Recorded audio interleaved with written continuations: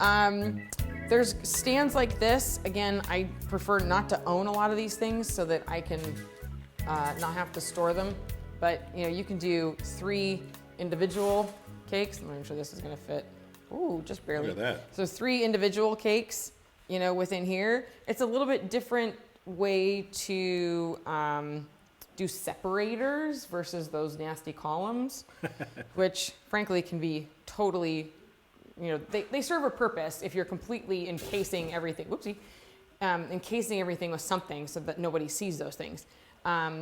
Some of the coolest ones I've seen recently, and I've done one is like where it's all succulents in here and you can't see those elevating columns.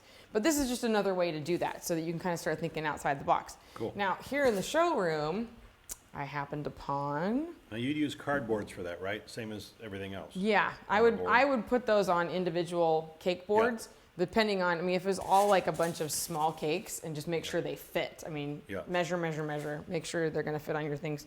That includes measuring like delivery-wise. Make sure you measure your delivery vehicle before you do like, say a 6-foot long cake. Make sure you can actually. Won't fit in the Volkswagen. Yeah, make sure it'll actually fit. Okay, so they have this in the showroom, which I thought was really fun. Of course, this would be really cool with our little milk bottles and stuff. But so I like this stand thingy.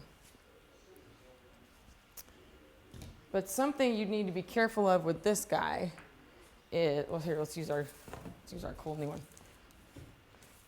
Okay, what's fun is you can't have something in here. I wouldn't put much bigger than this size cake on here because of the tippy situation. Right. Right? I mean, you can come across some really cool stuff, but you've got to make sure it's secure.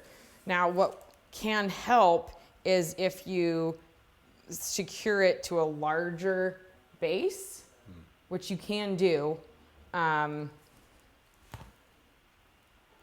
it looks like you could do that.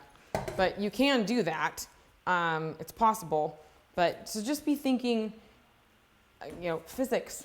Yeah. There's something I like to joke that I really wish I had paid better attention in physics class in high school and geometry.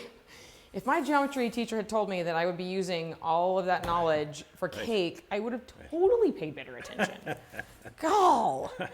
But of course, anytime I would ask that snotty teenage question, what am I ever going to use this for?